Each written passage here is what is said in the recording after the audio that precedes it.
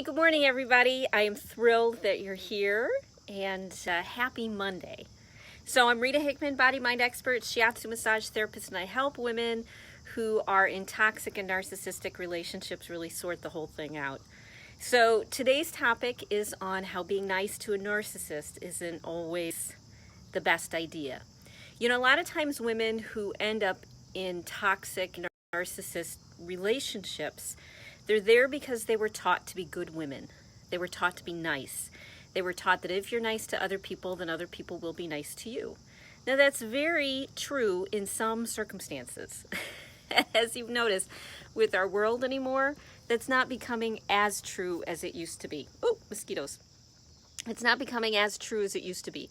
People are more stressed out. They're more freaked out. They don't know how to handle their emotions. They don't know how to handle relationships or social skills. And they're completely emotionally isolated because of their technology.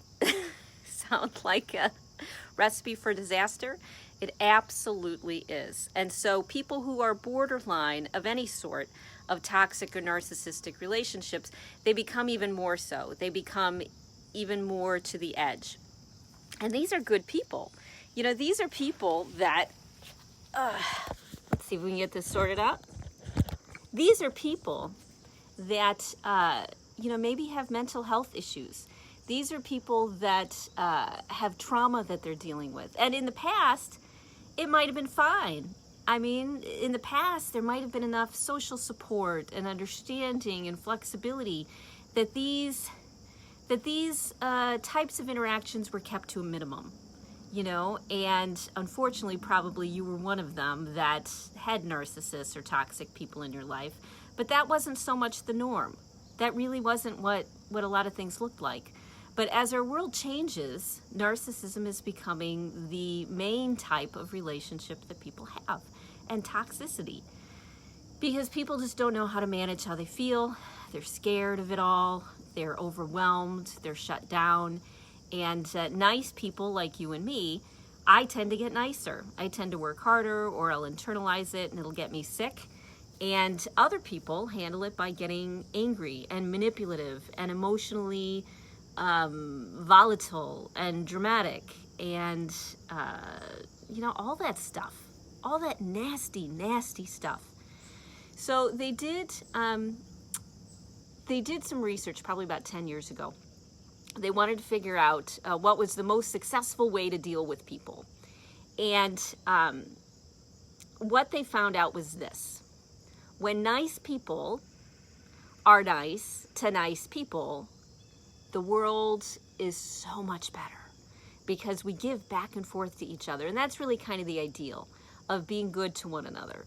Giving and caring and having compassion and having it returned, right? That's the gold standard that we're looking for. But that's actually kind of in the minority. And you have to look for people like that anymore, you and me and, other people who are empathic and compassionate and kind and didn't go the narcissism route with their trauma or their issues. The next type are people that I like to say they've got more mental health issues going on. Their intention is good, but they have to protect themselves at all costs. And these people are kind of tit for tat. They're, if you're nice to me, I might be nice to you, especially if it's 100 things you do for me for the one that I do for you. So in tit for tat, when people aren't kind or nice, that's when it's very good to set boundaries. Now, being nice, I've always interpreted as managing or suppressing my own emotions, even though I might be resentful. That's kind of how I always interpreted nice, is going an extra mile in order to make things better. And maybe holding out a little bit of expectation that they'll be nice to me back. What happens, though, is people who are tit for tat, or people who are takers, they tend to take advantage of that. And if if it's a mental health issue, then their intention is they don't want to be bullies, they don't want to be bad guys, they don't want to be mean. It's not who they want to be, but it's who they are. It's how they're behaving. And so when you decide for yourself, you know what, when it hits this line, before I get resentful, that's when I'm going to say I need to exit the situation. I need to do something that's nurturing and nourishing for myself. Those boundaries help people who are tit for tat learn what's acceptable and what's not acceptable. When you care about somebody, and I know you care about your narcissists on some level, you got together with them in the first place, there's attachment, there's trauma bonding, there's all sorts of crazy stuff going on. So if you care about your narcissist, then you don't want them to live the rest of their life miserable, self-absorbed, with no relationship skills and not sure why there's all this drama in their life. You don't want them to live like that. You really don't. You want them to be nice people who are happy and feel good and, you know, are part of the community and the society. But they're never going to learn this when we're nice to them all the time, when we come from a place of fear or resentment or giving more than we want to give. You know, tit for tat sorts of people, they have hope. You know, it's a learnable trait. And it takes some tough love. It takes some saying, you know what, you just swore at me. That's my cue. I'm out of here. You know, or you know what, you just did X, Y, Z, and this is what I need to do to protect myself. You know what, when you're like this is what I need to do in order to make sure that I don't get resentful and I don't get too angry. Okay, boundaries are not for the other person. Boundaries are for you. You deciding how much you're willing to put up with and what you're going to do when the situation happens. And it's a beautiful thing because suddenly you start respecting and loving yourself. You start telling yourself my feelings matter. You know, and you can still be nice. You don't have to respond in a crazy way, but you can be kind. I think there's a difference between nice and kind. Nice always felt to me like there was a little resentment underneath it, expectation, and kind felt more like compassion. So you can be kind when you say, you know what, this is triggering me, I need to leave, I know you're upset, I'm still here, but I gotta go. You know, that's kind before you get too triggered. You know, you have set limits of this is what I'm willing to experience and this is what I'm not willing to experience. Nice is when you feel victimized, in my mind. It's when you're feeling victimized or you could feel victimized and because the other person doesn't know any better and they're so self-absorbed that they're only thinking about their own experience, they're not thinking about you, and you end up run over like by a steamroller. That's not good to anybody. It's not good to turn somebody into a bully. It's not good to be a victim. Both are not good situations. And so unfortunately, with people who, you know, are tit for tat, who, you know, they're defensive and insecure and protective, you know, like a lot of narcissists are,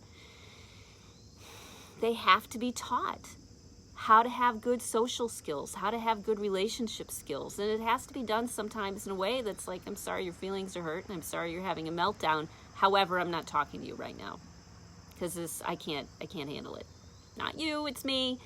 I am not, you know, willing to have this experience right now. I'm not willing to get angry. I'm not willing to get upset. I'm not willing to be pulled into your drama. And because of that, this is what I'm doing. Nothing wrong with you being upset. Nothing wrong with your drama. I am just not willing or capable of handling it in a balanced way right now. Those are things that I say to myself all the time when I need to set boundaries. And when you do that, the tit for tat people, they start to learn, oh, what are the rules? Rules, which are boundaries, rules you have for yourself about what you want to experience and what you don't. Those rules help people feel more secure. They help people feel more safe because they know that when things are bad, you will be strong. You know, they know when they're having a meltdown, you aren't going to make it worse. You know, you aren't going to encourage it and be right down in the muck and the depths and the awfulness with them. So boundaries makes people feel more secure. It makes them feel more safe. And when a narcissist can feel more secure, typically they are less nutso. So then there's the third group, which are manipulators, people who are takers. People who are across the board takers, you have to recognize it quick. You're nice. You learn your lesson. You figure out who this person is. And then you realize that they're takers. And you need to have very strong boundaries. You need to have them quick And up front at the very beginning, as soon as you think you might be hijacked, you can't give them much wiggle room, you know? And then every so often you can surprise them by being nice unexpectedly, and that starts to change their mind. It's the unexpectedness, I think, of it. It's the surprise of kindness.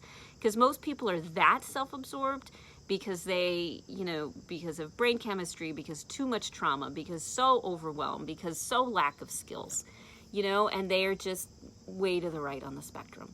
So people like that, you know, you can't give a lot of leeway to. You have to be, you know, as soon as you think something's going down a wrong path, you can't be nice about it. You have to say, you know what? This does not feel good to me. I need to go. And let them be responsible for their own emotions. Because at the end of the day, they are an adult. They're an adult with the same resources and the same tools, and they probably have a lot more power than you do. You know, except for the power of managing and controlling their own emotions, because it's too scary for them.